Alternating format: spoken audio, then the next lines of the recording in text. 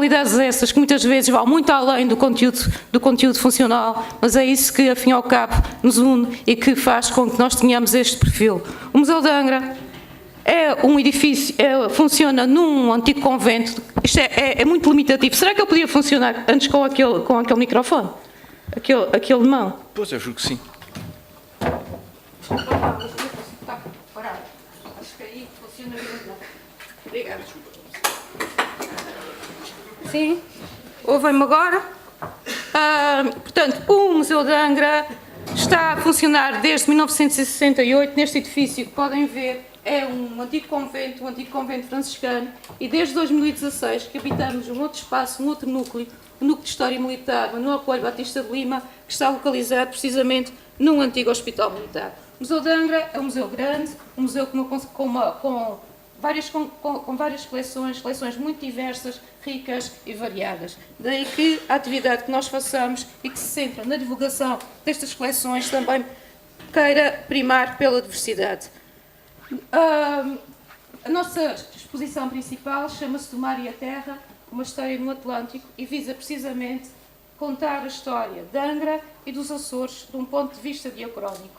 Vai estender-se por todo o piso superior do convento e, afim ao cabo, o que nós tentamos fazer é que esta exposição seja um pouco o cartão de visita da cidade, trazendo cada vez mais gente até ela. Ora, paralelamente, há outros espaços característicos de longa duração, portanto, exposições de longa duração no edifício. Um deles é a própria sala relativa às memórias do edifício, uma exposição de uma reserva de transportes do século XVIII e do século XIX, uma reserva de espécies em pedra e, paralelamente, talvez esta que é a peça, o Ex Libris, no Museu de Angra, uma bateria Schneider Cagné, a única existente completa no mundo e que exposta ao público com os magníficos cavalos do Renato Costa e Silva. Paralelamente, vamos ter duas salas de exposições temporárias. A antiga sala do capítulo, onde 3 em 3 meses é renovada, e um espaço destinado à arte contemporânea, a sala António da Costa. Ora, vamos ter ainda uma igreja, que funciona também como espaço museológico, que tem um coro magnífico, que conta com a presença de um organista residente, daí que nós todos os domingos temos os chamados Domingos com Música, em que há mini-concertos todos os domingos do verão e concertos de 3 em 3 meses no inverno. Ora, o Núcleo de História Militar Batista de Lima tem 3 núcleos, tem três exposições principais e várias reservas visitadas. Portanto, é com isto que nós trabalhamos. O Serviço Educativo está desde 2019 sediado no edifício de uma antiga fábrica da PAC, situado nas traseiras do edifício São Francisco. Nós quisemos trazer os primeiros meninos que lá entraram, que são exatamente aqueles que nos dizem adeus ao centro, e temos o orgulho de dizer que aquela menina que entrou para lá em 2009, neste momento é uma das nossas monitoras voluntárias e que trabalha connosco muitas vezes ao sábado. A Lara. Ora, como eu vos disse, nós trabalhamos a partir das exposições de longa duração, a partir das exposições temporárias, tentando divulgar o acervo e cada vez mais partindo de propostas que vêm da própria comunidade. Tentamos ao máximo aproveitar estas sinergias e somos um museu para a comunidade e da comunidade, porque a comunidade já vem cada vez mais até nós fazer-nos propostas que passam a integrar o nosso plano. A planificação de atividades do Museu de Angra, claro que é obviamente coordenada pelo diretor, mas é muito planificada pelo Serviço Educativo e partindo de 5 perfis de público que eu vou passar a indicar. Ou seja, o grosso do nosso trabalho, obviamente, é o Museu Educativo. O Museu Educativo tem programa para grupos escolares e para grupos ligados a instituições de natureza cultural ou social. Portanto, gente que nos chega ao museu em grupo. Claro que o grosso são as escolas, mas trabalhamos, por exemplo, com a Casa da Misericórdia, com os doentes que têm um programa para doentes com Alzheimer, com o Hospital Psiquiátrico, que nos leva todos os meses ao museu grupos de utentes. Portanto, são os mesmos que já vão lá, já tomaram o museu como seu. Trabalhamos com grupos de escuteiros, fazemos formação para taxistas. Temos aquele carro antigo, porque é um dos nossos mais recentes públicos. Portanto, eles organizam com frequência encontros de carros antigos. Nós temos a reserva de transportes, portanto, já integramos o circuito. Temos ali os escuteiros, temos as filarmónicas, que são pessoas que trabalham, que fazem intercâmbios, e nós, através deles, conseguimos chegar a quem vem de fora. Ora, Os guiões, portanto, os grupos foram criados para esses grupos, guiões de visitas orientadas que vão de encontro aos interesses dos mesmos. Se o grosso é as escolas, nós temos guiões que vão de encontro aos currículos, ou de outra forma não temos os professores, sabemos que eles se preocupam cada vez mais com o cumprimento do currículo. Fomos buscar às coleções, fomos buscar às peças elementos de ligação a esses currículos. Temos também, criamos episodicamente grupos, guiões para visitas orientadas para públicos específicos. Foi o que aconteceu muito recentemente, no início deste mês. Fomos contatados pela Associação Retina de Portugal há 3 meses atrás e tivemos que criar uma experiência nova para nós, um grupo, uma visita para cidadãos e visuais com graves limitações de visão. E foi uma tentativa que nós, um desafio que nós tentámos superar, portanto, criando modos diferentes de chegar às peças, através do tacto, através do olfato, através, inclusivamente, de experiências degustativas. Ora, a questão das visitas ao museu, nós tentamos, a visita ao museu, ninguém vê o museu todo de uma vez, ou fica farto. Portanto, nós criamos pequenas visitas temáticas, portanto, criamos circuitos temáticos dentro do museu. E, quando falamos de crianças, nunca fica só para visita. Nós tentamos desenvolver uma ligação afetiva, criando uma atividade em ateliê, em que estamos com eles à volta da mesa, e essa atividade em ateliê faz com que os conteúdos sejam melhor absorvidos. Cria uma ligação afetiva ao museu e a nós, e vai, de alguma forma, fazer com que as crianças se lembrem e que voltem, e quando veem lá aquele elemento que fizeram, reconhecem como seu, veem o museu como seu. Ora, este é um exemplo, portanto, tivemos lá uma grande exposição sobre o António da Costa, criamos uma história original a partir dos quadros de António da Costa, que neste momento está disponível, se algum outro museu quiser. Nós montamos uma história em PowerPoint, temos o guião de exploração desta história, portanto é essa também a nossa intenção, criar materiais para disponibilizar a quem interessar. Para o primeiro ciclo fizemos uma outra abordagem, a idade era outra, a entrada nos quadros foi já mais imediata, e a nível do secundário fizemos isto, que é uma das coisas que até hoje mais nos orgulha. Nós tivemos todos os alunos de secundário, das 2 escolas secundárias da terceira, a visitarem a exposição. Houve, obviamente, uma abordagem da Costa bem mais profunda, em termos simbólicos, em termos estilísticos, e depois eles foram para o ateliê. Todos os miúdos tinham um retângulo, como veem ali, e tinham N de fotocópias. Portanto, puderam manejar, recortar, fazerem o que quisessem afim ao cabo com a abra da Costa, e fizeram um retângulo que eles queriam levar para casa. A surpresa foi, nós agarrámos naqueles retângulos, tinham sido recortados à medida dos lances da escadaria das escolas, e depois, quando eles voltaram, as escadas estavam inundadas com as obras deles. Um presidente do Conselho Executivo disse que nós éramos loucos, que eles iam destruir. Aquele ainda lá está. Eu fui lá fotografá-lo, é a prova. Ora, nas interrupções letivas nós temos os ATLs. E há uma coisa, os miúdos gostam de ouvir as coisas uma vez, como todos nós. Irem com a ATL, ouvirem o que já ouviram com a escola, não resulta. Nós criamos programações especiais para as interrupções letivas. E uma coisa está em aulas, outra coisa é férias. Daí que tínhamos criado os chamados Jogos de Verão e os Jogos de Natal, em que as peças saem do museu para o serviço educativo. Ali é, por exemplo, um jogo de Natal, em que é um quadro da Natividade, em que os miúdos têm que...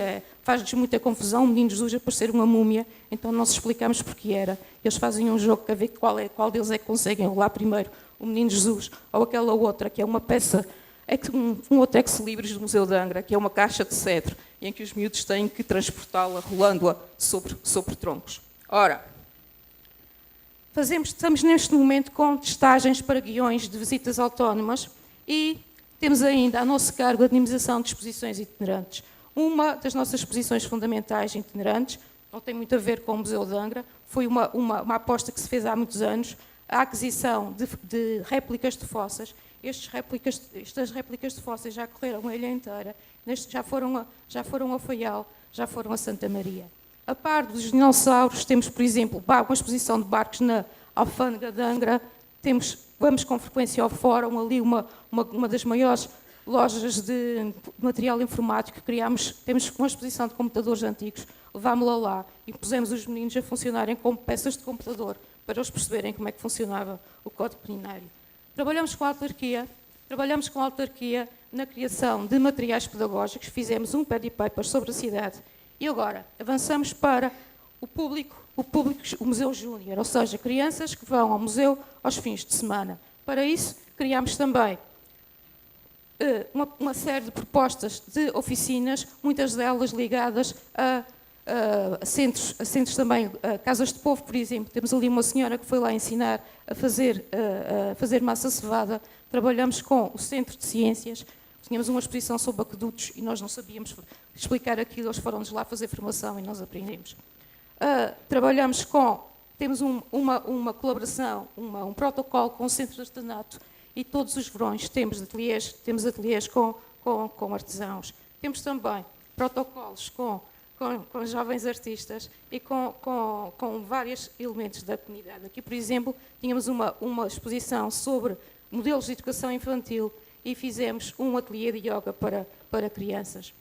Estes são outros exemplos dos nossos ateliês. Portanto, temos uma coleção de militaria, tínhamos um professor em inglês que fazia formação para duplos, então fizemos uma ação de formação de esgrima encenada, que foi realmente giríssimo de se ver. Em cima foi um ateliê de protocolo, nós temos uma grande coleção de cristais e de cerâmica.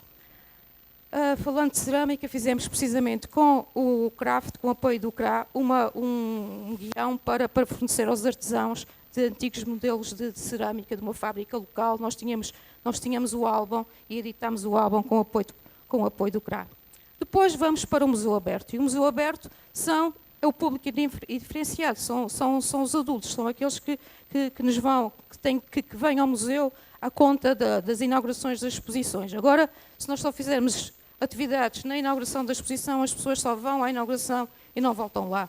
E muitas vezes as coisas precisam ser vistas uma segunda vez. Daí que nós apostemos precisamente em protocolos com a comunidade e renovemos essas exposições e tratemos essas exposições de vários pontos de vista. A nível do Museu Aberto, o nosso grande momento alto é, obviamente, a Noite dos Museus, em que nós temos uma companhia de teatro residente e tiramos um pouco partido dela para fazer o que a terceira nós gostamos, que é uma grande festa. Paralelamente, vamos tendo conferências, muitas delas, inclusivamente, conferências, colóquios, que vão sendo propostas pela própria comunidade. A nível da divulgação do espólio, como eu vos falei, temos cada vez mais pequenas mostras junto da comunidade e estamos a fazer com que a comunidade traga também peças notáveis ao museu. Aquela senhora, por exemplo, é um iatista que fez um diário da sua viagem aos Açores, têxtil, bordou. Eu vi por acaso, achei de tal forma notável que a senhora fez-nos lá uma mostra sobre o seu trabalho. Depois, na Boa Nova, fazemos cada vez mais conferências com especialistas que fazem formação ao pessoal e, à noite, fazem conferências para o grande público e visitas guiadas. Esta é uma novidade que nós andamos a fazer de há uns tempos para cá. São as feias temáticas, ou seja, nós temos peças, temos momentos de coleções que são especialmente apelativos, que dizem muito às pessoas, que são, por exemplo, o caso da visita régia. Ora, o que é que nós fizemos? Fizemos precisamente uma recriação, uma ceia, em que houve um dos pratos, eram 15, nós só fizemos 2, servidos na visita régia, e durante o jantar tivemos especialistas, não foi só comer, foi aprender porque é que os reis tinham vindo ali em termos de estratégia, foi explicar os vários momentos da visita e como a comunidade se envolveu. Conseguimos, inclusivamente, tinham várias peças nossas e uma peça notável, que era uma réplica da colcha oferecida à rainha. Foi uma senhora das Lajes que soube do acontecimento e sugeriu que a peça estivesse lá. Aqui, a outra com o cavalo foi Dom João V. Fazemos também formação de públicos da forma convencional, cursos, comunicações, obviamente, visitas orientadas por especialistas e demonstrações, só que, como é sabido, muitas vezes quem vai ao museu para ouvir falar de pop art, para ouvir falar de impressionistas, já sabe. Então nós tentamos fazer a coisa de outra maneira. Já vos disse, é a terceira. E então o que é que aconteceu? Nós aplicamos a questão das ceias temáticas também aqui. Sobretudo porque as pessoas sabem, mas não sabem. Eu cansei-me de ver senhoras pelo carnaval com o cabelo enfeitado com florzinhas e que não faziam a mínima ideia quem é que era a Frida. E então nós viemos a fazer isso. É, sim senhora, uma festa, mas durante a festa há um momento entre cada prato em que, por exemplo, a Frida entrou na sua cama com o seu colete de gesso e explicou porque é que estava assim. Houve ali um momento em que se falou de Van Gogh, em que se leram as cartas de Van Gogh e o irmão, em que a secretária do Orwell desatinou à conta do diário que ele lia diariamente pelo telefone. Portanto, as pessoas saem dali a saber realmente muito mais do que sabiam e foram, de outra forma, provavelmente não teriam ido se fosse mais uma conferência. Ora, como a comunidade, estou quase, como a comunidade, nós temos uma forte presença cabo-verdiana na ilha. Temos uma senhora notável, uma matriarca, que é a Dona Nené. Trouxemos-la ao museu, juntamente com o Dr. Oscar, que é outra figura notável, e com o nosso Patrick, que era estagiário. Cada um trouxe os seus. Portanto, e nós tivemos a comunidade cabo-verdiana, não uma, mas já 3 vezes no museu. E como veem, mais uma vez foi um dia de festa, ou uma noite de festa. Temos muitas, mas muitas peças de militaria espalhadas na ilha. Dá um imenso trabalho a conservar. Nós fazemos noites no Monte Brasil, precisamente para levar lá as pessoas, mostrar o que é que andamos a fazer. Não se vinha tirar copos de lixo, papéis para lá, porque aquilo custa a limpar. E simultaneamente fazemos um concerto ou fazemos uma peça de teatro, como o Ricardo ali bem sabe. Depois, a questão. Nós, museu, assumimos-nos como difusores de cultura. Estamos pouco abertos a aceitar aquilo que não sabemos e a não nos pormos no outro lado. Somos mestres, mas somos maus alunos. E o que é que acontece? Isso acontece, sobretudo, estou quase a acabar, com a questão dos jovens. Os jovens sabem coisas que não lhes passa para a cabeça. Não fazia a mínima ideia como é que um DJ trabalha. Não fazia a mínima ideia que havia gente que passava uma noite inteira a jogar jogos com gente do outro mundo, do outro lado do mundo, mas em equipa. Não fazia a mínima ideia que rapper, jink e grafite fazia tudo parte do movimento que era hip-hop. Nós trouxemos o Rubesh, que nos apareceu lá com umas caritas ao museu, e foram eles que organizaram um ateliê de hip-hop em que tivemos ali os rappers, juntamente com um grupo de jovens, a fazerem raps e depois a dançarem. Nós tivemos jovens no museu que fizeram a sua exposição de consolas antigas. Nós nunca tínhamos. Portanto, e algumas foram legadas ao museu. Passaram a noite inteira a jogar. Depois tivemos uma coisa muito controversa, que foi um museu radical, ou seja, tivemos um concerto. É verdade, tivemos um concerto que durou até às 2 da manhã. Mas em contrapartida, tivemos jovens sentados a fazerem workshops e a explicarem o que era música eletrónica, como é que se compunha música eletrónica, como é que se faziam aquelas misturas, coisas que eu nunca não fazia a mínima ideia e que a maior parte das pessoas que lá estava nunca tinha ouvido falar e que nunca tinha perdido tempo a tentar aprender. Portanto, esta abertura é necessária. Nós temos que nos ver como fornecedores de cultura, mas também temos que ter abertura suficiente para, de vez em quando, correr um risco e aceitar que nos entrem pela porta dentro algumas pessoas que nós estamos à espera, que não são tão convencionais assim. Portanto, com isto, nós aumentamos significativamente o nosso número de visitantes. Com isto, nós aumentamos, sobretudo, a nossa visibilidade na comunidade. E a alegria que nós temos é precisamente essa, é que em cada plano de atividades nós temos cada vez mais atividades que não são propostas por nós, são atividades que nos vêm bater à porta, que nos pedem para acontecer no museu.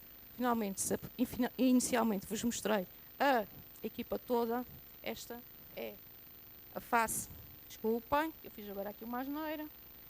Esta é a face do Serviço Educativo Real. Portanto, somos 5 no Serviço Educativo, todas mulheres. O Patrick já não está connosco.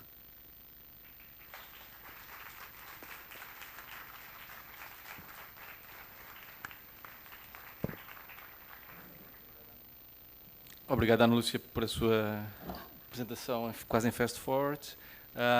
Iria passarmos, depois desta apresentação do Serviço Educativo do Museu da Angra do Heroísmo, passaria a palavra à Filipa Tomás, arquiteta, uma das responsáveis pela Trienal de Lisboa e que nos vai falar da arquitetura de todos e para todas.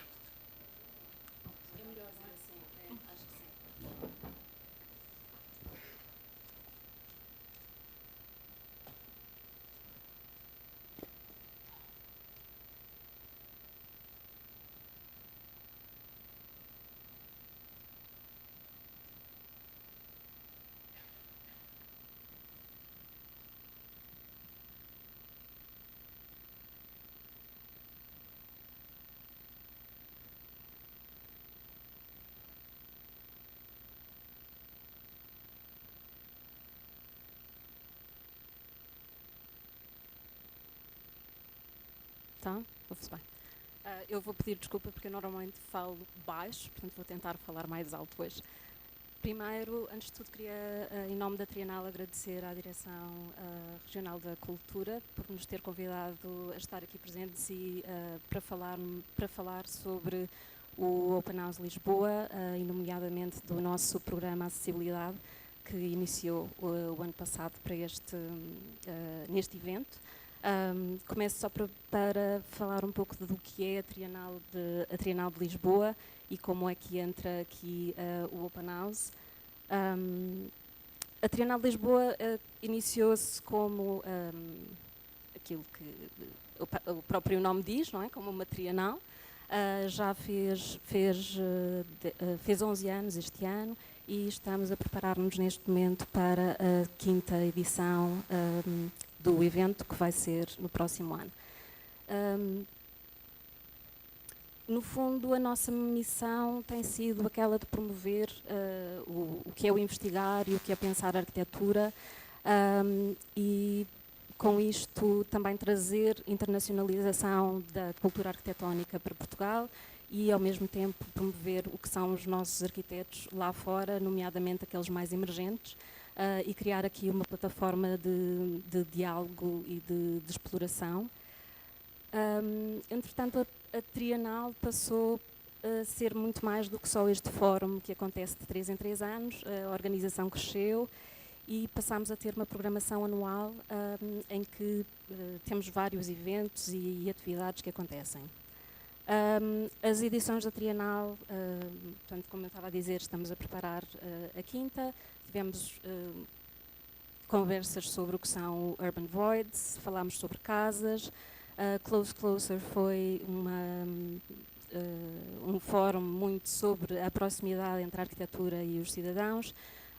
A última edição foi mais centrada no que é a cultura arquitetónica no seu mais puro e duro, e esta próxima edição vai ser sobre a poética da razão, em que vamos falar muito sobre construção racional, mas também o que é a beleza natural das estruturas em arquitetura. Portanto, vamos ter um leque muito interessante de exposições e de painéis, incluindo permacultura para arquitetos. Enfim, estão todos convidados desde já. Vai ter início em outubro de 2019 e dura até dezembro de 2019. Nós estamos sediados no Palácio Sinel de Cortes, que é um edifício, é um palácio, não é? Lindo, que chegou a ser uma escola, o qual estamos a fazer renovações e que pertence à Câmara Municipal de Lisboa. Portanto, nós temos um protocolo com a Câmara, e não só estamos a fazer a recuperação, as obras de recuperação do Palácio, mas temos depois uma série de atividades que desenvolvemos com a Câmara. Nomeadamente, estivemos a promover o Prémio Valmor, que já há algum tempo que não estava em ativo, e temos estado nós a desenvolver isso com a Câmara. Agora ia só fazer aqui um pequeno testemunho em relação até à Biblioteca de Marvila. Um outro projeto que estamos a fazer com a Câmara é para um projeto com fundos comunitários que tem a ver com regeneração urbana e com cultura e conhecimento, em que a sede do Living Lab acontece na Biblioteca de Marvila. E pronto, devo dizer que estou apaixonada pela biblioteca, pelas pessoas da biblioteca. Estamos a trabalhar com a Associação Trienal, mais diretamente com a Associação Ocupar o Resto do Chão, em que estamos a desenvolver um jogo para trabalhar com as crianças da escola ali ao pé, e tivemos a fazer um protótipo este ano em que trabalhamos exatamente na biblioteca, e é arrepiante quase ver todo o movimento que se passa ali naquela casa. Vou passar só mais um pouco à frente. Pronto, nós no Palácio acabamos por ter também um polo criativo em que acolhemos grupos, organizações que trabalham dentro da área da arquitetura. Temos a Distância Crítica, que são conferências, se calhar mais dedicadas a um público especializado, e entretanto desde 2012 que passámos a organizar o Open House Lisboa, desde 2015 em coprodução com a EGEA.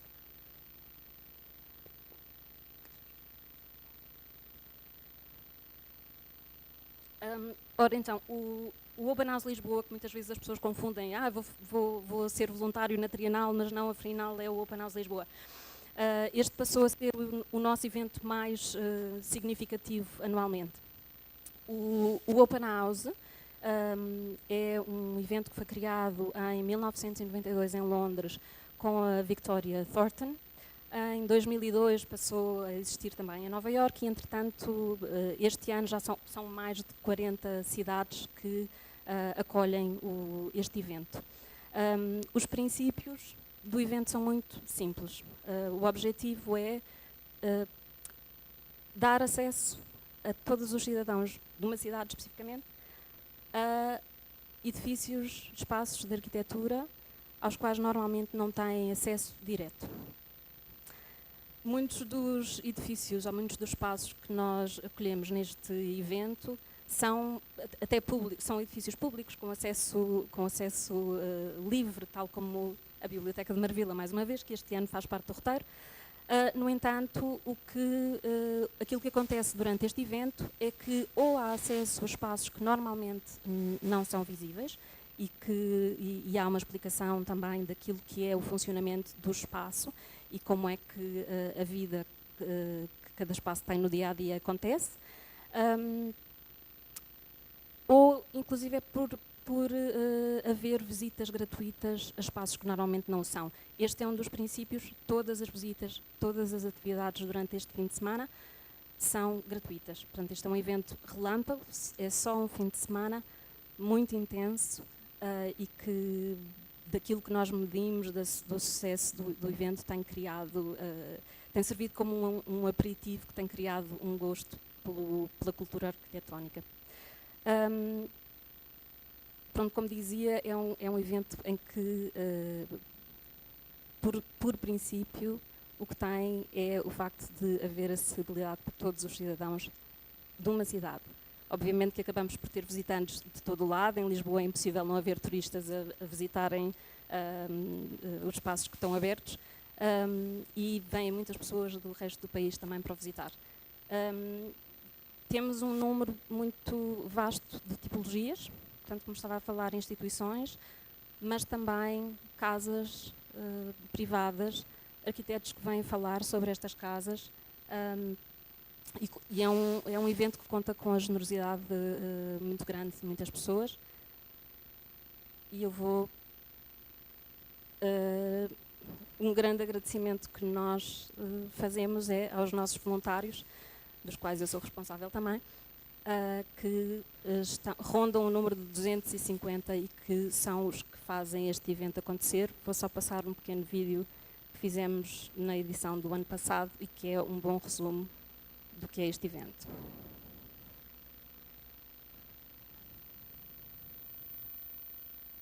A arquitetura, no fundo, é o desenho do espaço. Gosto imenso. Funciona muito bem, tem muita luz. Sim, eu vou tocar.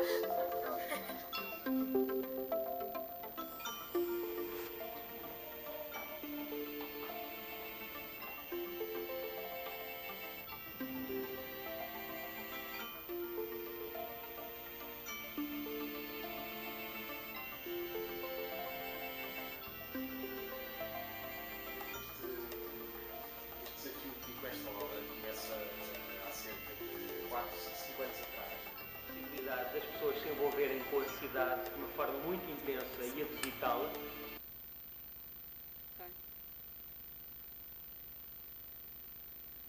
Posso ter... ok. Pelos vistos, quando está o som do vídeo a passar, depois não tenho o som aqui. Como dizia, esta é a 7ª edição e desde o ano passado que decidimos incluir visitas acessíveis. Ou seja, visitas que são dirigidas a um público com necessidades mais especializadas.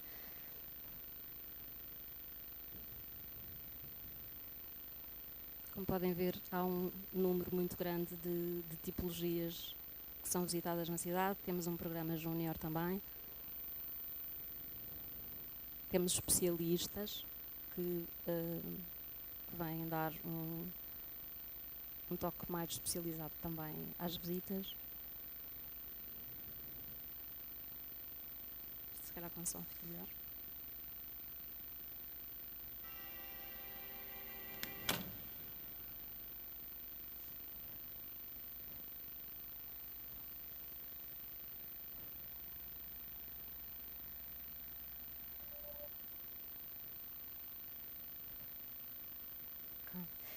Esta foto foi tirada o ano passado no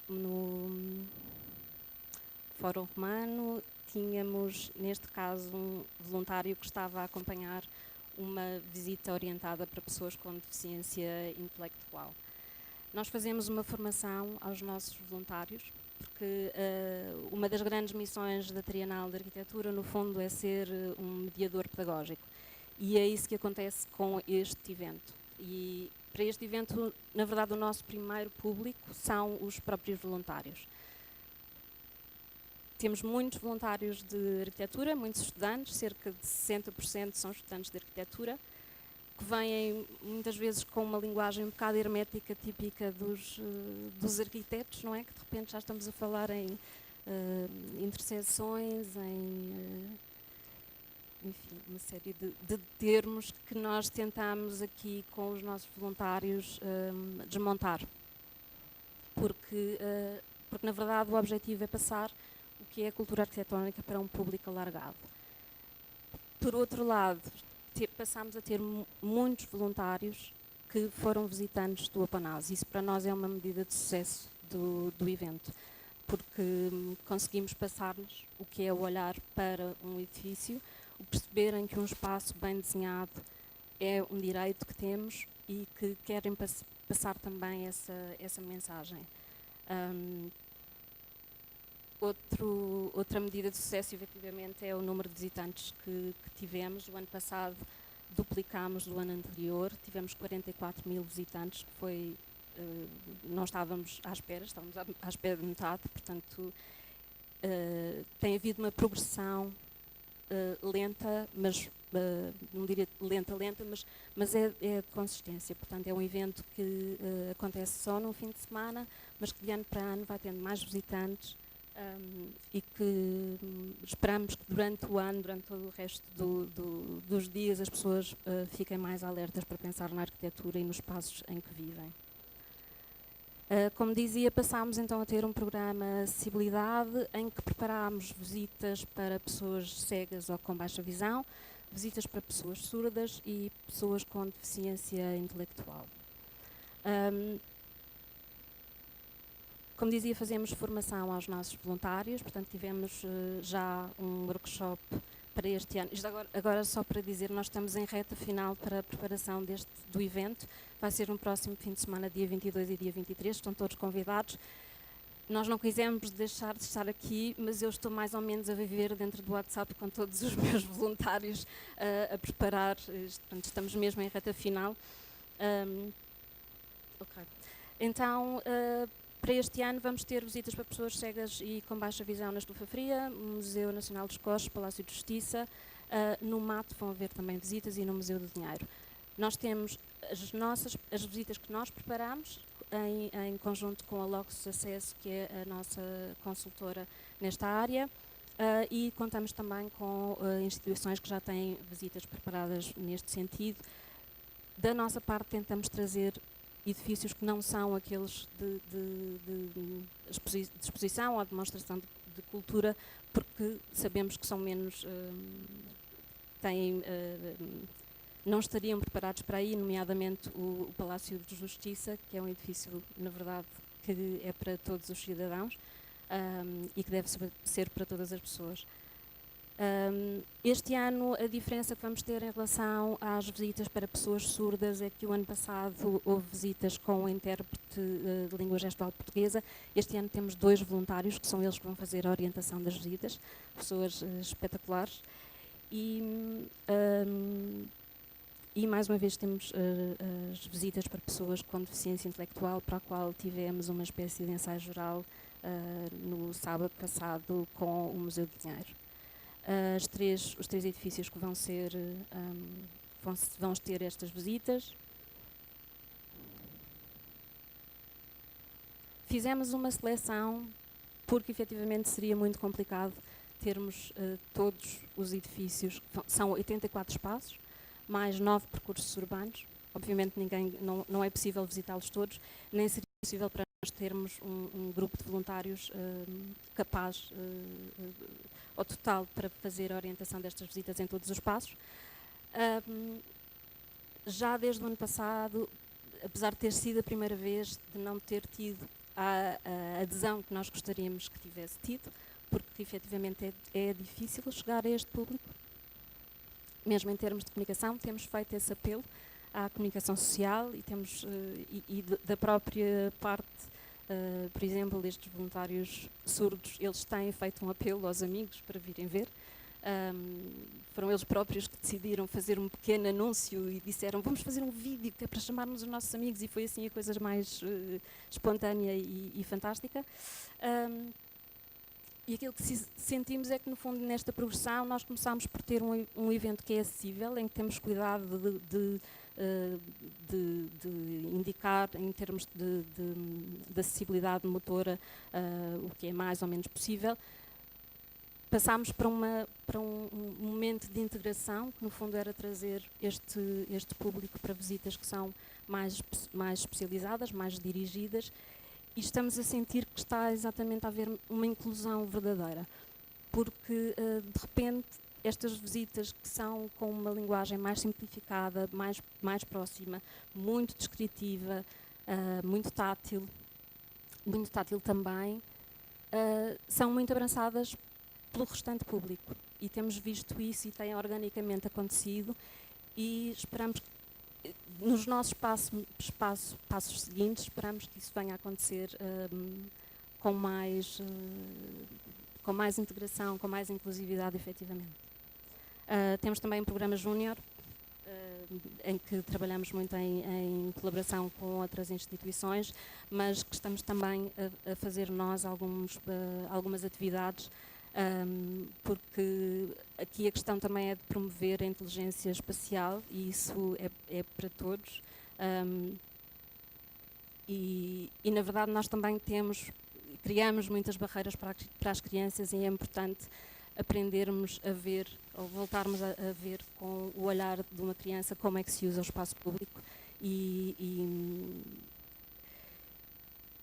e para os arquitetos é importante também ver estas atividades acontecerem, ver as pessoas a verem as suas obras e criar aqui um diálogo efetivo entre o público alargado, mas também com o arquiteto.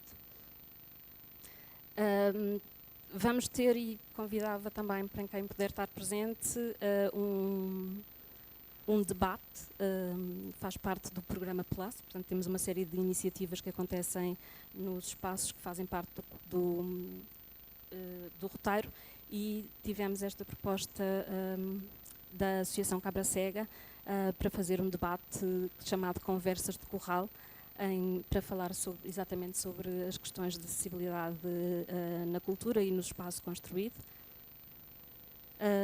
Tivemos também um grande investimento este ano em construir um novo site, que vai passar a ser um arquivo, no fundo, de todos os roteiros das últimas Open Houses, e para o qual tivemos o apoio da Fundação para a Ciência e Tecnologia em torná-lo acessível. Há muito trabalho para fazer nesta área, é bastante complexo, mas estamos muito satisfeitos por ter tido este apoio e conseguirmos andar neste sentido. E pronto, deixava por aqui mais uma vez o convite para estarem presentes e o nosso agradecimento.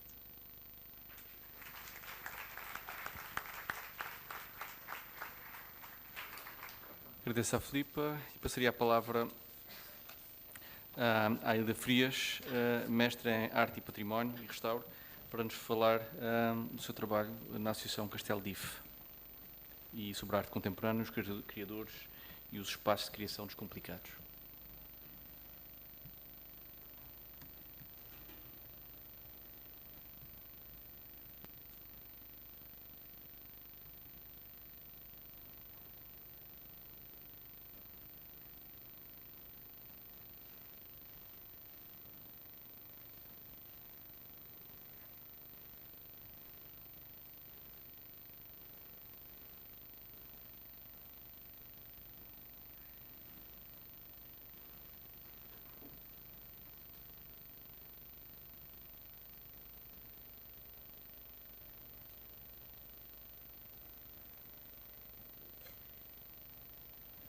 Bom dia a todos.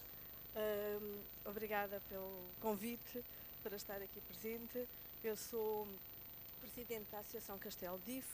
Venho-vos falar desta arte contemporânea com criadores e espaços de criação descomplicados, feita pela Associação Castelo DIF, que é um evento anual que nós demos o nome de Aberturas de Ateliês de Artistas.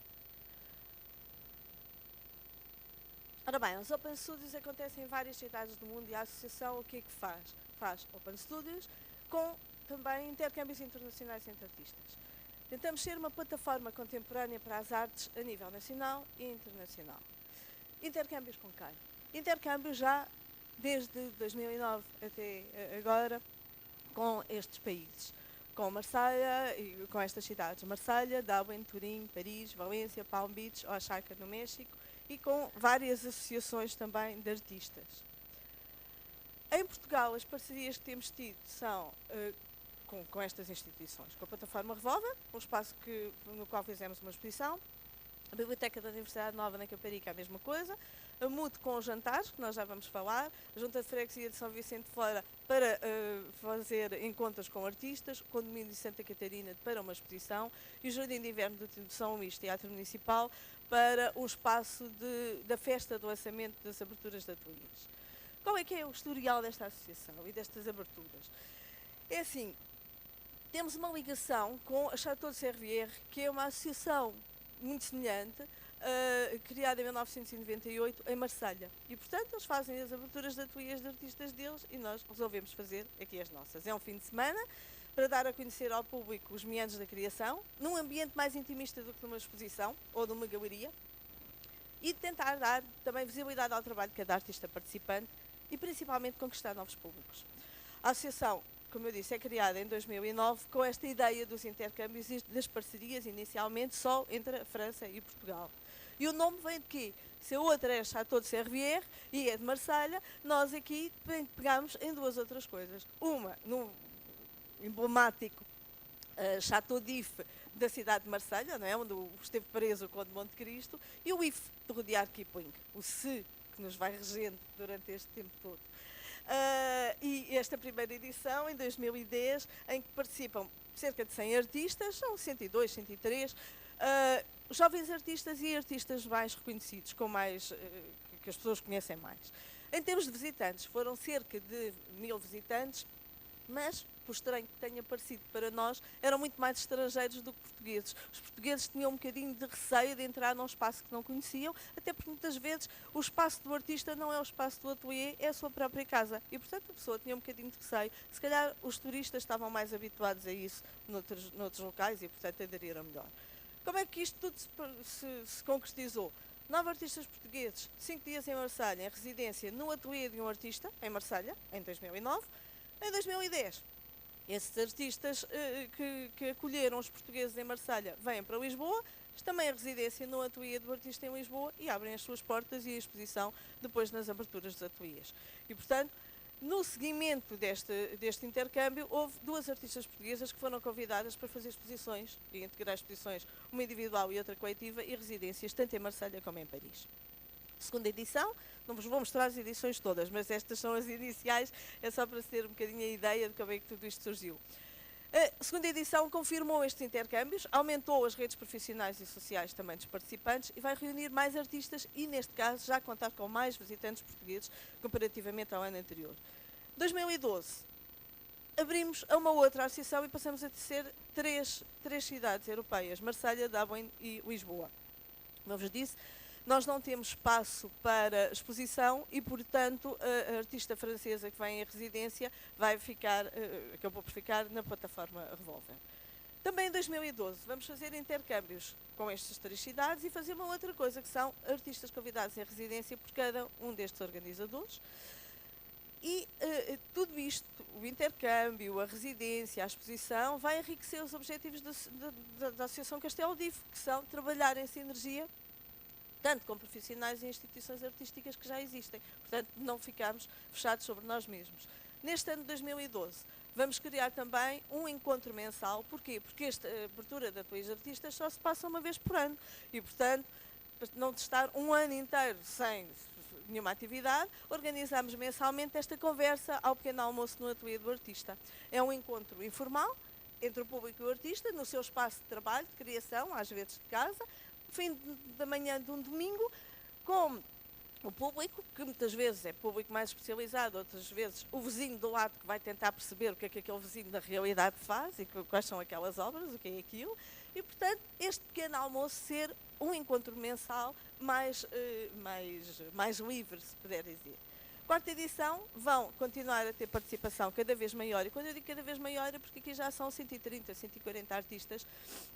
Neste ano, infelizmente, e por falta de apoio, não houve exposição nem a residência do artista francês, acabou por não se realizar, mas o português esteve em Marselha. Portanto, o que é que a associação proporciona aos artistas? Vendas, encontros e também a adesão com mais públicos, não é? E o que é que vai acontecer também? É que muitas vezes os artistas não estão só nestas aberturas, mas depois fazem contactos e acabam por ter outras exposições, outras residências, como foi o caso, por exemplo, eu trouxe aqui só de exemplo, as artistas que vão fazer exposições individuais em Dublin, em Avignon, em Marselha. O Miguel Palma até esteve depois em Marselha, Capital da Cultura 2013, a Sofia Aguiar na plataforma Revolver, depois em outros espaços expositivos também na cidade de Lisboa. Portanto, são contactos que se fazem. A ideia é que o projeto está aberto a todos os artistas que trabalham em artes visuais. Neste caso, para nós, porque somos uma associação pequena, dentro do município de Lisboa, não quer dizer que futuramente não alargaremos a outros sítios. Abertura um fim de semana, sexta, sábado e domingo, entre as 3 e as 20. Também não quer dizer que é um horário rígido, há artistas que só podem a essa hora, mas há outros que abrem um bocadinho mais cedo e outros que ficam até às 10, 11 da noite. Tem uma festa de lançamento uns dias antes, onde vão reunir-se os artistas e onde é divulgado o roteiro. O roteiro que é editado todos os anos, e daqui a bocadinho já vos mostro, é um mapa, um desdobrável que tem a cidade de Lisboa e tem os pontos onde estão os artistas para a pessoa poder andar com aquilo na mão e poder andar a passear pela cidade. Ora bem, aproximar o artista do público, criar espaços de conversa informal sobre o processo criativo, desmistificar muito esta coisa do que é arte contemporânea, eu não percebo nada disto, eu não gosto, isso é tudo uma coisa muito esquisita. Portanto, trazer este público que se calhar a uma inauguração, a uma exposição, a um museu, a uma galeria, se calhar não vai, mas se calhar se vai passar na rua e vê um cartaz ali na porta de alguém, é capaz de entrar e ir lá espreitar e acabar por falar com a pessoa.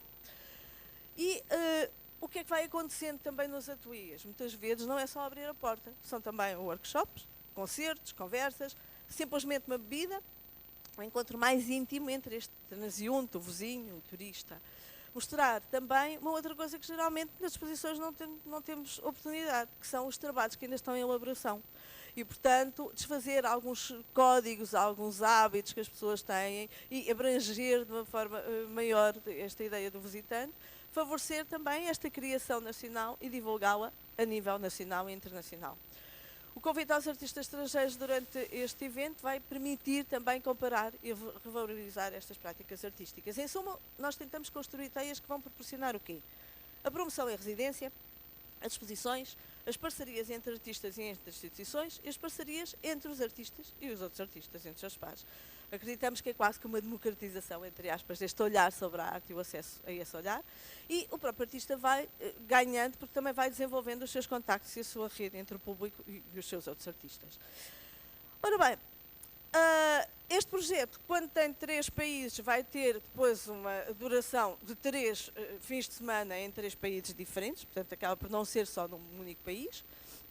O convite para a residência vai reiterar toda esta articulação deste projeto, não é? O encontro individual, os intercâmbios e as residências com a exposição final, e portanto que são acolhidos em cada um dos países. Vão criar todas estas sinergias para que haja e que se mantenha o acesso de vários agentes das artes. Portanto, podem ser curadores, podem ser público especializado, colecionadores, outro público que também se interesse. A ideia em Portugal para nós é o acesso a todos os públicos, como estamos a ver, e temos tido também algumas visitas guiadas aos ateliês. Estas visitas guiadas são marcadas, porque nem todos os ateliês têm facilidade. Ou têm degraus, ou têm escadas, ou têm corredores muito estreitos, e portanto estas visitas geralmente têm sido marcadas previamente e são realizadas com a associação e com os artistas lá, com a Associação Salvador, com grupos carenciados e com escolas mais carenciadas e com grupos de inserção social pela arte também, fazendo visitas ou indo, neste caso, indo na abertura dos ateliês e depois mantendo um contacto com o artista e mantendo um contacto com a associação. Em cada ano, como eu já vos disse, é editado um mapa, que é distribuído geralmente nos espaços culturais e turísticos. É disponível também no site da associação, e no site da associação há uma listagem de todos os artistas, onde há o link para o blog ou para a página de cada um deles. E, portanto, nesta publicação temos também quais são as práticas artísticas de cada ateliê, para as pessoas poderem escolher se é fotografia, se é vídeo, se é escultura, o que é que querem, como é que querem fazer, se é um ateliê múltiplo, se é só de um artista, poderem ir vendo. Como eu já vos disse, é aumentar o acesso ao público às diferentes expressões plásticas das artes contemporâneas, sendo um encontro íntimo com o público, mostrar o trabalho em elaboração, uma ideia mais didática, dinamizar novas redes geográficas e sociais, fomentar também a deslocação dentro de uma mesma zona geográfica específica. A presença dos ateliês nesta rede da cidade vai descentralizar e permitir um bocadinho. Não é só o público muito especializado, como eu já vos disse, pode ser a pessoa que vai às compras e que entra com o saco das compras à sexta-feira à tarde e que vai ver o que é que está a passar ali. Desfazer os hábitos e códigos socioeducativos a fim de abranger a totalidade do público visitante, fazendo com que haja também mais e novas relações entre as instituições da área artística e os próprios artistas e o público. Favorecer e promover a criação e a inovação artística. Não há seleção. Portanto, a ideia é só pertencerem a uma determinada zona geográfica do país e serem artistas visuais e artistas visuais contemporâneos. Favorecer e promover a criação nacional também. Construir estas redes que vão proporcionar a promoção das exposições, das vendas, das parcerias e das residências. Elaborar um mapeamento da criação artística na cidade de Lisboa e estudar também e analisar as mudanças sociais, económicas e culturais que condicionaram a criação artística desde 2009 até aos dias de hoje. Porque há muitos artistas que nos acompanham desde 2010, 2009 até agora, mas há outros que por variadíssimos motivos ou se deslocaram da cidade ou deixaram de ter criação artística no seu espaço de ateliê. Muitos até deixaram de criar e muitos até deixaram de estar em Lisboa e de estar em Portugal. Ora, só para termos aqui uma ideia das imagens das conversas com artistas. Escolhi algumas com alguns artistas, se calhar mais, que nós ouvimos e conhecemos melhor. Talvez sim, talvez não. Em 2012 foi o primeiro pequeno almoço que se fez no ateliê de Miguel Palma e do Pedro Valdez Cardoso. Como veem, são coisas informais, com os artistas mostrarem o seu espaço de trabalho e conversarem com públicos diferentes e com outros artistas também. Aqui, num outro ateliê, que era nesta altura um ateliê no centro da cidade de Lisboa, na rua Alexandre Coelho, e que era um ateliê dividido por estes 3 artistas. E, portanto, nós temos aqui o pequeno almoço e, ao mesmo tempo, os artistas a falarem uns com os outros. Aqui na Sara Maia, que é um ateliê que fica longe do centro da cidade e, portanto, é um bocadinho difícil de se deslocar até lá, mas que teve bastantes pessoas, aqui com uma conversa com outro artista que tinha sido convidado também por ela para lá estar a falar, não é? O Eduardo Neri, que acabou por ir. Eu acho que está toda a gente, está tudo com muito interesse, até o cãozinho e tudo. Está ali a ouvir interessadíssimo. Roundabout, que é um ateliê que nesta altura tinha todos estes artistas, portanto é um espaço de trabalho muito internacional, com muitas pessoas diferentes. Aqui outros ateliês também, vários ateliês. É uma das visitas da Associação Salvador a este ateliê da Teresa Palma e do Rodrigo Tencourt. Porquê? Porque era um ateliê, eles agora mudaram, mas era um ateliê muito espaçoso e, portanto, para poderem entrar as cadeiras de rodas e poderem estar lá livremente a andar de um lado para o outro, passear de um lado para o outro, sentir o espaço, tinha que ser um ateliê assim grande e com fácil acesso. Uma outra coisa que nós fizemos, que foram os jantares com arte. Este é um nome irónico propositadamente. Aqui uma coisa um bocadinho mais pequenina, com um artista em que primeiro havia um jantar e depois a própria apresentação de um tema. Pode ser mostrar o que é uma obra de uma exposição que iria inaugurar daí a um tempo. Pode ser um trabalho de investigação, pode ser um pensamento que o artista teve e ir lá partilhar com os outros. Fizemos uma exposição em 2017 em que pegámos nos artistas todos que entraram, quase todos que entraram desde 2009 até 2017 e uma exposição na Sociedade Nacional de Belas Artes com esses artistas. Com os vários públicos, como nós podemos ver. E depois só aqui um bocadinho do que é que são os tais mapas, do que é que são as imagens dos mapas da quinta edição, em 2014, com a adesão do público, na sexta edição. Às vezes há algumas conversas, neste caso na Escola Antónia Rui, para falar com os futuros artistas, com os jovens, também na Faculdade de Belas Artes, noutras escolas a que temos ido também falar e mostrar, para eles se organizarem, irem ver os ateliês durante o fim de semana. Sétima edição. Aqui uma instalação da Teresa de Azevedo Coutinho, ali o ateliê da Fernanda Fragateiro, aqui no ateliê Concorde, e portanto é o pai que foi buscar os miúdas à escola e entretanto entrou no ateliê e foi ver o ateliê. A oitava edição, eu só vos vou mostrar a listagem, mais ou menos, de alguns artistas. Na oitava edição, foi o ano passado, foram 160 mais ou menos, portanto não estão aqui todos. Nunca é possível ver os ateliês todos, propositadamente. A ideia é mesmo essa, que não se vejam todos, para se ficar com vontade no ano a seguir ir lá outra vez ver. E portanto a ideia é que se fique sempre com a sensação de eu queria ir ver aquele e não consegui, para o ano vou ter que olhar para o mapa, o dividir, organizar-me e começar aqui a fazer todo este percurso. Só chamar a atenção para uma coisa, que é, nós somos uma associação cultural sem fins lucrativos. Na realidade somos 9 pessoas, a trabalhar no duro. Neste momento somos umas 4, somos uma associação voluntária, não ganhamos nada com isto. Portanto, tudo o que está aqui, dos pequenos almoços, todas essas coisas, somos nós que pagamos e para podermos organizar. Aparecem ali apoios, aparece o apoio mecenático, que são 2.000 euros do milénio para podermos imprimir um mapa e pagar a designer. Os outros apoios são apoios de divulgação. E, portanto, esta é a imagem da 9ª edição. Já andamos assim desde 2009, da 9ª edição, que vai ser agora 12, 13 e 14 de outubro, com duas coisas mais, além das aberturas dos ateliês. Uma é uma virtual global, que é ter um ateliê de um artista no mundo, português ou não, que esteja no mundo e virtualmente faz um vídeo, manda-nos e nós fazemos uma abertura virtual e divulgamos o trabalho do artista e o local onde ele está. E a outra que vai ser uma exposição de desenho para pegarmos um bocadinho nestas linhas que temos andado a fazer durante este tempo todo e estender a linha. Obrigada.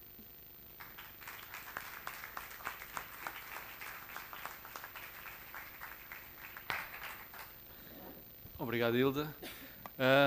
Este painel, estas 3 apresentações tiveram em comum, digo eu, o facto de cada vez caminharmos para a especialização e para nicho público, e eu pegava aqui na palavra, no título desta última apresentação, a criação descomplicada ou espaços descomplicados, e portanto muitas vezes o desconhecimento faz-nos pensar que são dados inacessíveis e complexos, e às tantas eu fixava-me nesta criação, neste descomplicar, para chegarmos também a mais públicos e também pegar num conceito do primeiro painel, o conforto e, no fundo, a acessibilidade aqui remete-nos também para isso, para chegarmos mais próximo, no fundo, simplificar, porque nem sempre há um público especializado nesse acesso e, portanto, parece-me que é este dado de tornar a proximidade, o descomplicar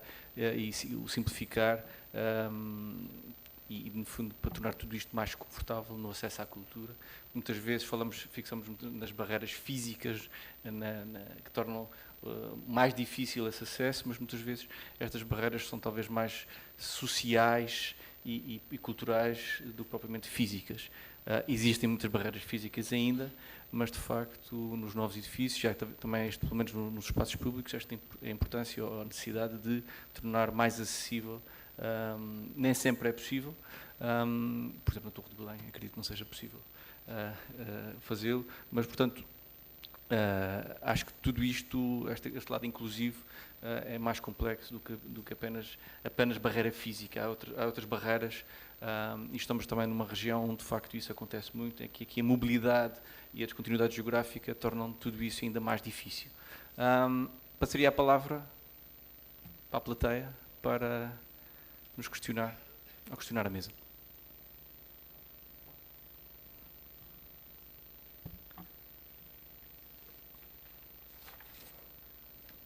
Alguém? Aí atrás. Ok. Eu fiquei muito curioso com a atividade do Museu de Engradoirismo e tinha algumas perguntas mais práticas. Quando fala em ceias temáticas, qual é a periodicidade?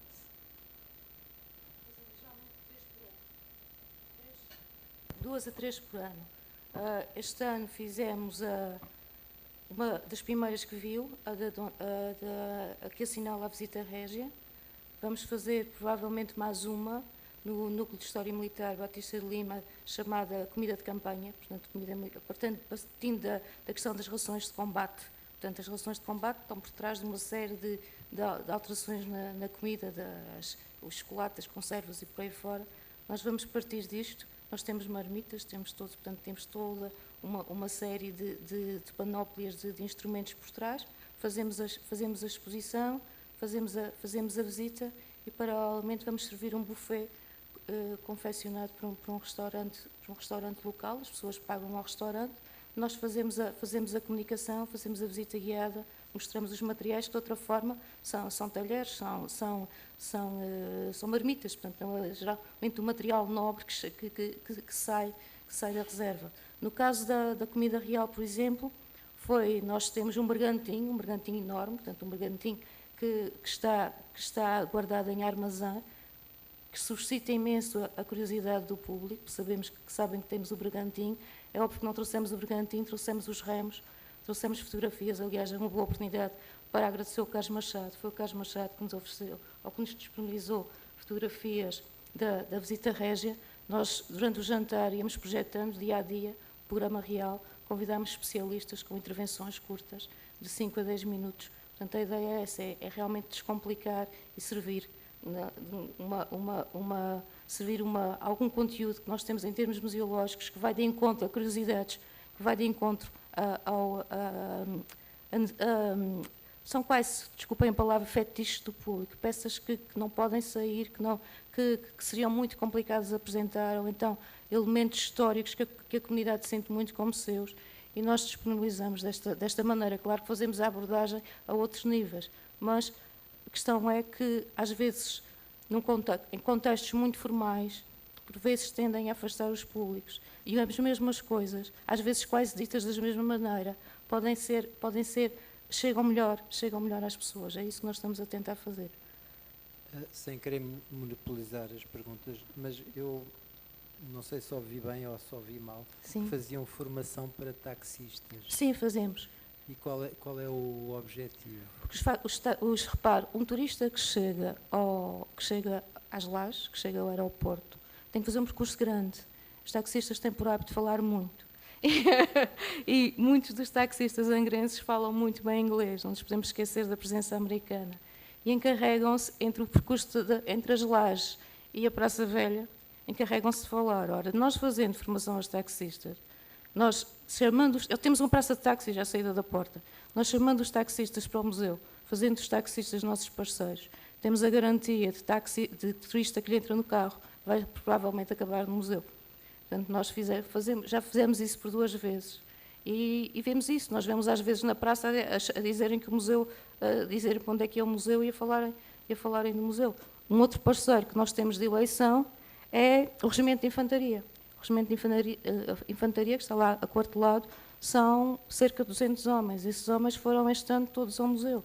Portanto, nós, quando eles fazem geralmente iam só as recrutas. Portanto, nós tínhamos lá o Tenente Coronel Silveira, que se encarregava de os mandar para o museu no último dia da recruta. Tivemos uma exposição que tinha a ver com um campo de concentrados alemães, que funcionou dentro do próprio castelo, e o comandante achou por bem enviar todos os seus homens. Portanto, eu quase durante um mês tive diariamente militares no museu, o que é ótimo, são talvez o melhor público de todos, porque ficam ali bem comportam-se, portanto, quase que o complicado é soltá-los. Portanto, nós trabalhamos com o Instituto Prisional também, portanto, as questões passa tudo um pouco por ir buscar públicos também, por conversar, por trazê-los cá, e público arrasta público, gente traz gente. Mais alguma questão? Eu, por acaso, gostava de fazer uma à Filipa. Fixei-me numa... Tem a ver com públicos com necessidades especiais e que às vezes acho que é um preconceito da nossa parte, na perspectiva de que, ao dinamizarmos uma atividade para um público específico, ele reage. E fixei-me no que disse, que não é fácil de chegar a esses públicos. E, portanto, eu gostava que, no fundo, às tantas, desenvolvêssemos um pouco essa ideia. Pois, aquilo que nós nos apercebemos é que muitas vezes este público está muito fechado. E felizmente começam a haver muitas iniciativas, especialmente de instituições culturais, em criar uma linguagem e eventos que são mais acessíveis e começam a ser puxados, começam realmente a haver um chamamento desse público que se faz muito em parceria com associações. Este, se calhar, é a maneira mais fácil de se começar a chamar. Um evento como o Open House, que é uma coisa que acontece uma vez por ano, não é? Dentro dos... São 500 mil habitantes em Lisboa, tivemos 44 mil visitantes. Obviamente que nós não conseguimos chegar ao público todo e é uma coisa que é progressiva. Aquilo que gostaríamos de vir a ter é que, no fundo, o público seja todo chamado quase da mesma forma, não tenha de ser através de olha, venham lá mesmo, que nós gostávamos mesmo que vocês fossem. Não é? Mas, efetivamente, penso também que começa por aí, e a verdade é que é um público para o qual se tem de falar de uma forma ainda mais simples. Como dizia, todo este processo do Open House passa por isso, passa por falar com uma linguagem mais simplificada, neste caso ainda mais, não é? No caso e especificamente o público com deficiência intelectual e cognitiva, até porque a acessibilidade é uma coisa bastante complicada, não é? Nós todos somos especiais. Efetivamente, não é? Todos precisamos de atenção e de quebrarmos ou de ultrapassarmos as próprias barreiras que estão à nossa frente. Acontece que nestas visitas, as visitas para o público com deficiência intelectual ou cognitiva, temos que ter apoio e os visitantes que temos tido são pessoas com bastante autonomia. Não é? Portanto, há aqui também um espectro muito grande até de como comunicar a este público. E às vezes nós não, quando efetivamente estamos em confronto com pessoas que precisam de um apoio especial numa visita, é que nós nos apercebemos da variedade que existe e da quantidade, não é? Até porque vamos nos apercebendo, inclusive em termos de deficiência cognitiva, que é uma coisa que pode acontecer a meio da vida.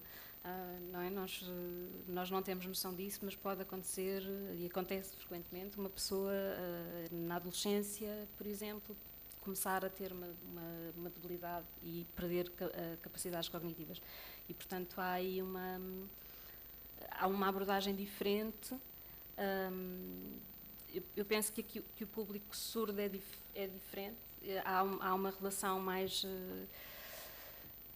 próxima entre o público cego ou com baixa visão e com o público que tem deficiência cognitiva, porque requer uma descrição bastante exaustiva do espaço e a experimentação e o experienciar o espaço de uma maneira mais tátil, mais física,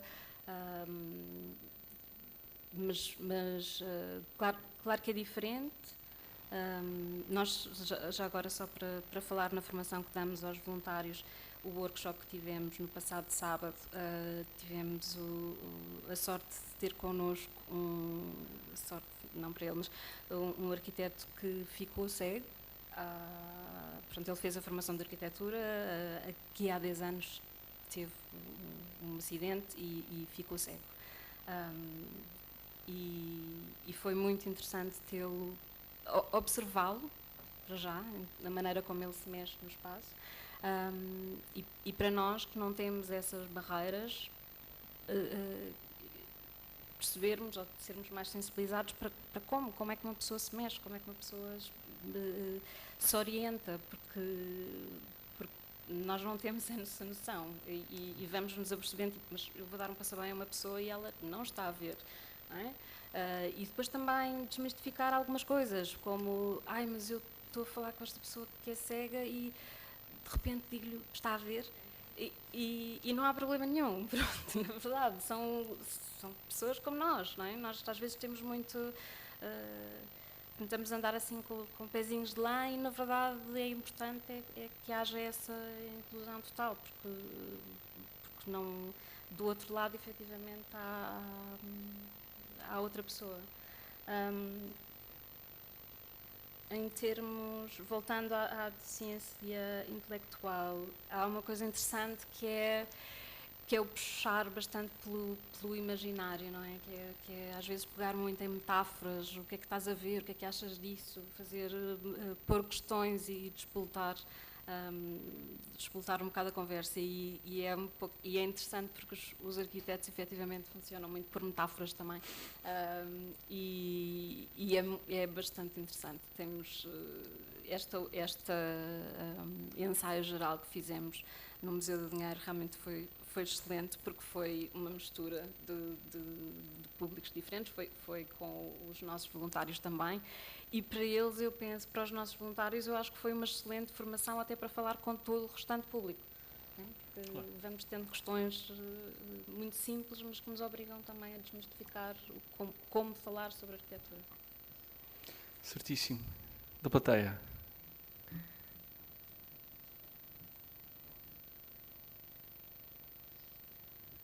Temos ali uma questão.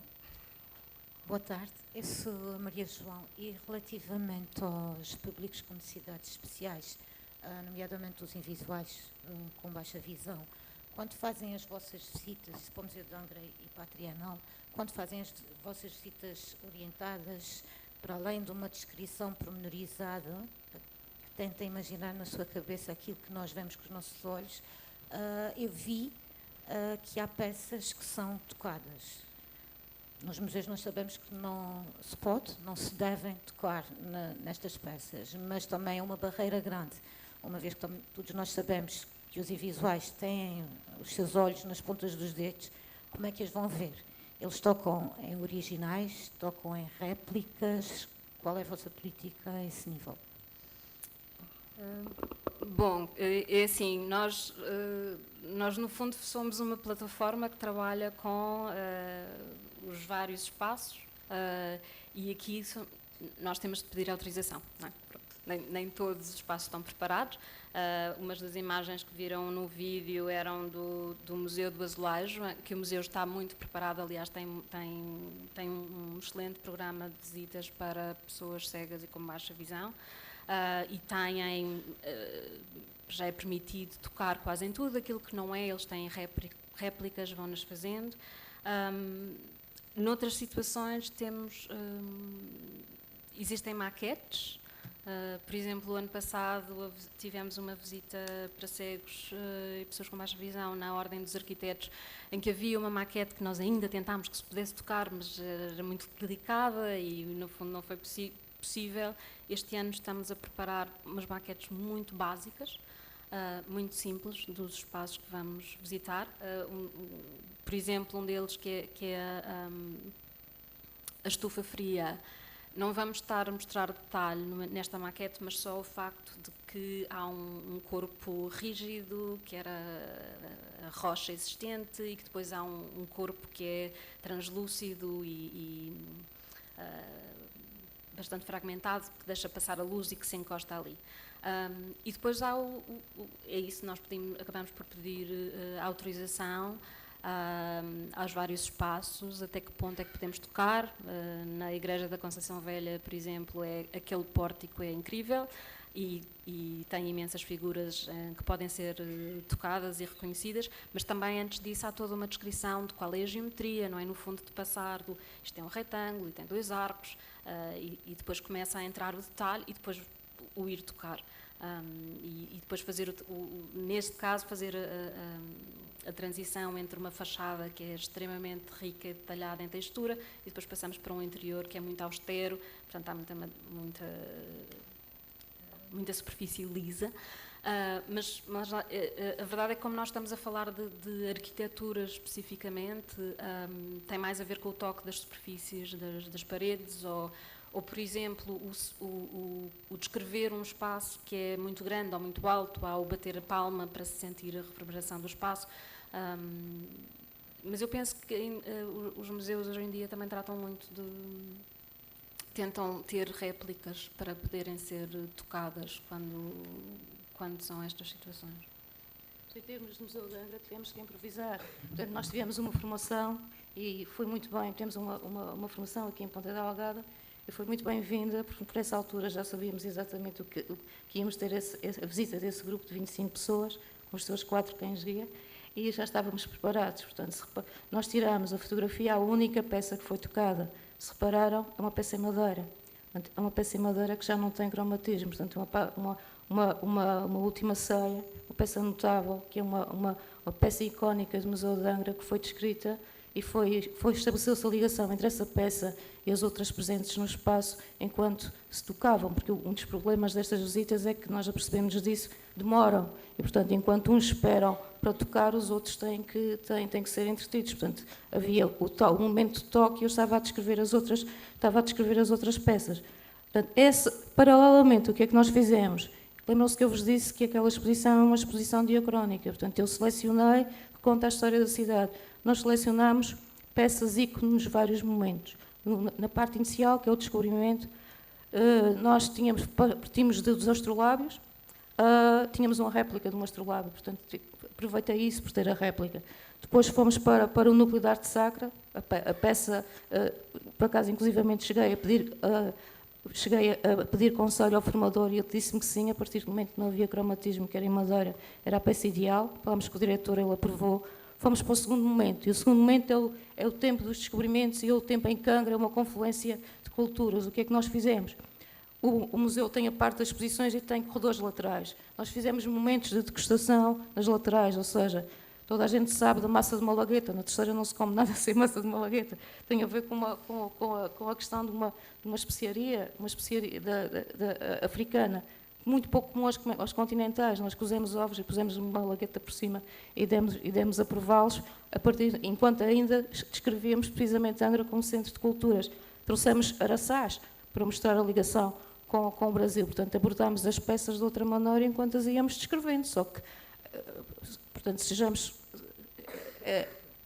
tendo em conta o público, ele está a descrever a peça num corredor, enquanto eu provo, ele está a descrevê-la na sala, enquanto a peça está lá, é praticamente igual. Nós atravessamos o espaço, o único sítio em que realmente fazia sentido foi na igreja, em termos acústicos, e porque nós pusemos o órgão a tocar. Portanto, temos um órgão histórico do século XVIII, aproveitamos o facto de ter um artista residente e o essencial da igreja foi dado à base de música. Depois avançamos para o século XIX, mais uma vez a visita régia não é incontornável, a visita régia, Dona Amélia, as Amélias. Portanto, nós avançamos para a visita régia, dando a provar as Donas Amélias, enquanto descrevíamos as peças que lá temos, os vídeos do iate, a vitória que a rainha trouxe.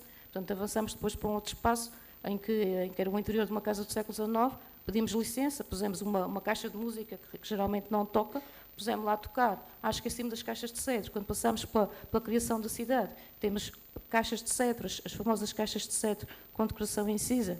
Fizemos uma coisa que não costumamos fazer, foi abri-las. E porquê é que as abrimos? Para se dar a sentir o cheiro de cedro. E, paralelamente, arranjámos um modelo, tínhamos tido um daqueles ateliês que eu vos falei, que nós temos em parceria com o CRA. Houve precisamente um artesão que fez peças de artesanato contemporâneo inspiradas nas nossas caixas de cedro. E ele tinha-nos oferecido nós usámos essa, com a vantagem da decoração incisa, portanto, estar aberta, como é que eu ia te explicar, vazada, o que foi o ideal para os cegos, porque eles conseguiram vê-la. E, portanto, foi assim, nós aproveitámos as réplicas que tínhamos, vimos o que é que tínhamos e criámos um percurso. Foi extremamente interessante. Nós estávamos assim um bocadinho, mas olha, foi mesmo muito, muito interessante. Obrigada. Bom, temos 20 minutos de atraso, acho que daríamos por terminado este painel e voltaríamos às 14 com a cultura inclusiva. Bom almoço, até já.